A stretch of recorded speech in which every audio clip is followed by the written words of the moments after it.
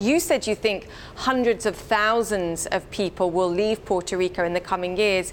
What does that mean for Puerto Rico and the recovery efforts there, but also for the states upon which those people then move to?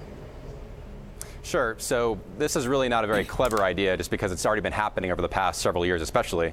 So the population of Puerto Rico has shrunk by 9% over the past decade, but more than that, their labor force has shrunk by 20%. So we know that people who are working age, who have opportunities, are choosing to leave. And so not only does it make the rebuilding process more difficult because you won't have enough people to be around, but also you have sort of more centers in the U.S. that will have Puerto Ricans and that become more attractive places to move to.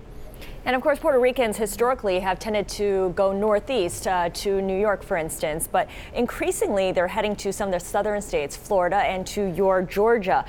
You're based in Atlanta, Conor. This is a city that's been growing quickly the last couple of years. What is the ability of a city like Atlanta to absorb a large number of people coming in? Can the housing support that kind of inflow? Can the infrastructure support that kind of inflow?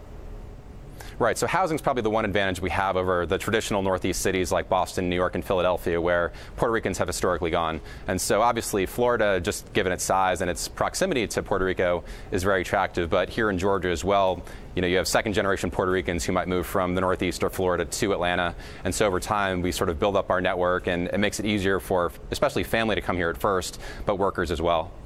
And as you point out, a lot of these states that theoretically Puerto Ricans may move to are extremely close states politically. Of course, Pennsylvania, a state that you predict a lot of Puerto Ricans will end up moving to.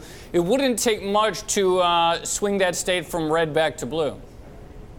Yeah, so since 2010, the Puerto Rican population of Pennsylvania has increased by 78,000, and there are 450,000 Puerto Ricans in the state of Pennsylvania, and that state was decided in 2016 by 44,000 votes. And so granted, we don't know what the partisan lean or even the voter sort of registration percentage would be of migrants, but if there was, say, anger at the administration's response to the Puerto Rican hurricane, then perhaps that could be a factor in 2020.